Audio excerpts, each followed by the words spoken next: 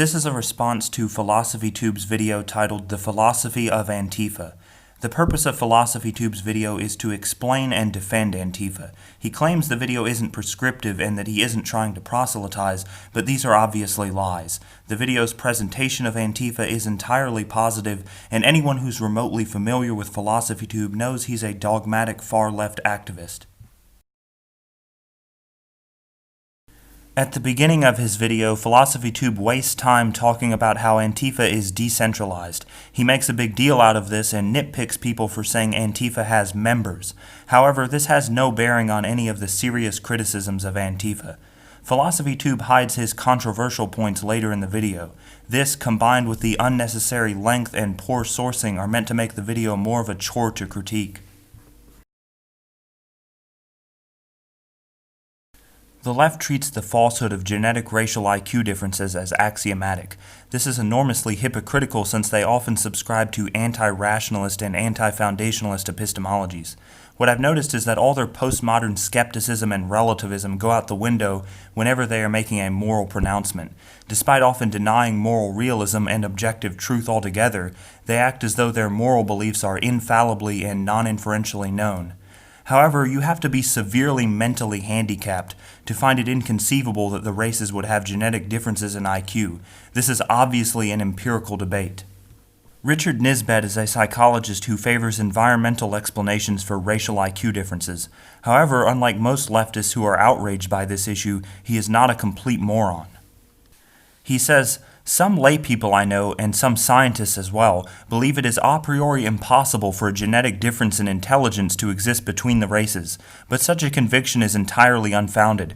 There are 100 ways that a genetic difference in intelligence could have arisen, either in favor of whites or in favor of blacks. The question is an empirical one, not answerable by a priori convictions about the essential equality of groups."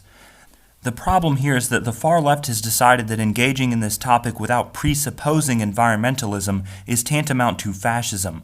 They also stupidly assume that acknowledging genetic differences in IQ between the races automatically entails supporting policies like slavery and genocide.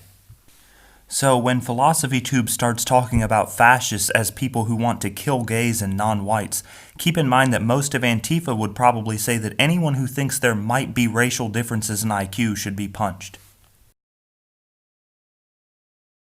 Philosophy Tube gives two radically different definitions of fascism. First, he puts forward a vague definition of fascism. He says fascism is essentially conservative, less fond of democracy, very pro-military, pro-the state, pro-toxic masculinity, pro-capitalism, and virulently racist against people of color. He says that meeting all of these criteria is not necessary for someone to be a fascist. This is the definition that is meant to potentially include Ben Shapiro, Charles Murray, Steven Crowder, Donald Trump, the Reagan administration, Carl Benjamin, Sam Harris, Stefan Molyneux, Tim Pool, Jordan Peterson, Andy Ngo, Peter Singer, anyone who disliked what Sarah Jeong said about white people, and if need be, perhaps up to 95% of people. The point of this first definition is so that he can call almost anyone a fascist.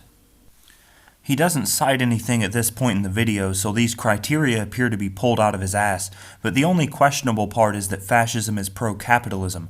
However, that criterion is also the most relevant to his argument. Apart from that criterion, he's basically describing North Korea. Historian Brian Reynolds Myers has argued that North Korea has more in common with fascism than communism.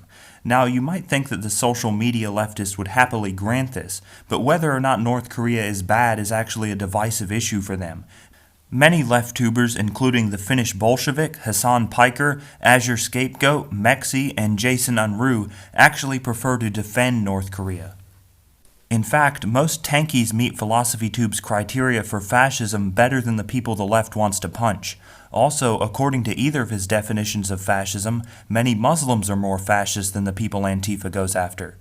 Later, he describes fascist as genocidal. He says that the goal of fascist is to kill LGBT people and people of color.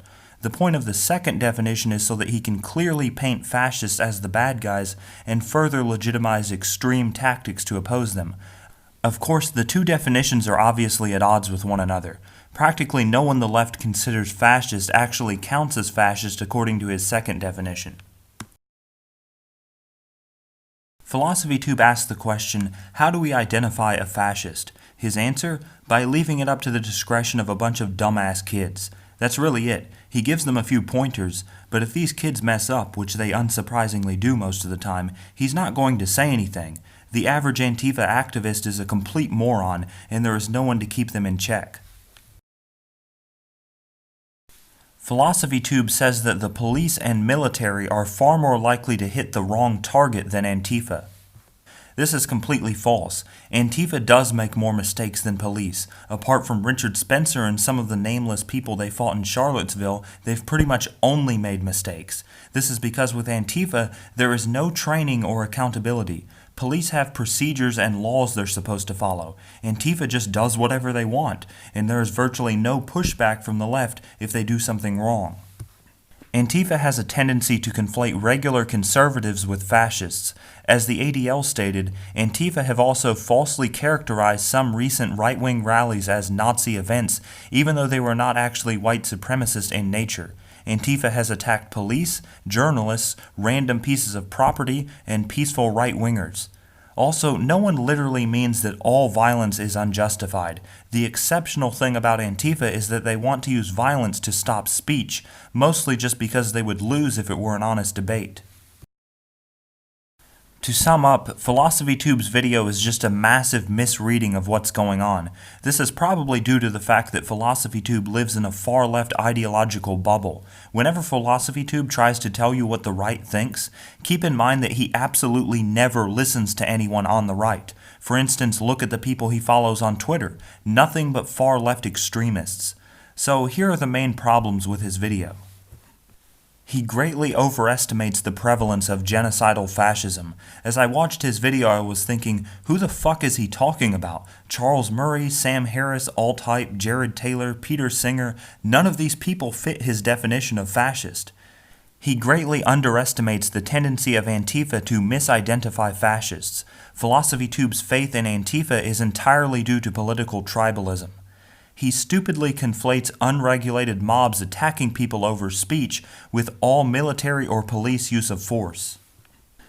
Also, he says Antifa are forgiving, but pretty much everyone with Antifa are SJWs. These are the type of people who dig up tweets from 10 years ago to hold it against you for the rest of your life. Let's have a look at the arguments against Antifa I made in my first video and see how they fare in light of Philosophy Tube's hour-long video on Antifa. The reasons Antifa gives for punching what they call fascists are often applicable to other groups. This includes fundamentalist Muslims, tankies, and black nationalists. Why aren't we supposed to punch these people? Philosophy Tube gave no response to this one. Antifa mostly consists of social media educated kids. Having spent some time dealing with them, I can tell you these are very unintelligent people. If you're having trouble believing this, it's probably due to political bias. Imagine if someone suggested that justice should be doled out by the people in the comment section of a Steven Crowder video. Antifa is just the leftist equivalent of that. So it's no surprise that they're unable to discern who is actually a fascist. Their extreme stupidity, coupled with their massive political bias, has led them to broaden the definitions of terms like fascist and Nazi to the point of absurdity. I get the feeling that a lot of far leftists think the average far leftist is someone like Philosophy Tube. In reality, the average far leftist is more like Trigglypuff or Cuck Norris. The average far leftists are all the emasculated weebs on Twitter who have never read anything and never made an argument in their lives. This is what they look like. If you engage with these people, they will never say anything of substance. I don't want these people in charge of deciding the limitations on my rights. The left has an extreme aversion to argumentation. Most of the time, you don't even get bad arguments from these people. They don't know how to argue. They don't see any need for arguing. On the rare occasions in which the left does argue, it's often appalling. The last time I got into an actual argument with leftists, it was with some lunatics who were defending the claims that outer space doesn't exist and that science is fake and was made up by white people. People like Philosophy Tube can understand that let's let 4chan decide who gets physically assaulted is a bad idea, but they think that the far left is much more thoughtful and ethical. Common sense will tell you it isn't. Pretty much any large group is going to be full of dumbasses unless they're being selected based on something linked to intelligence. But political ideology is poorly correlated with intelligence and moral virtue. Philosophy Tube's response here was to say that the police and military make more mistakes than Antifa, which is just plain wrong. The general problem with the free marketplace of ideas is that dumb or dangerous people pollute the discourse. Antifa amplifies this problem by empowering dumb and dangerous people.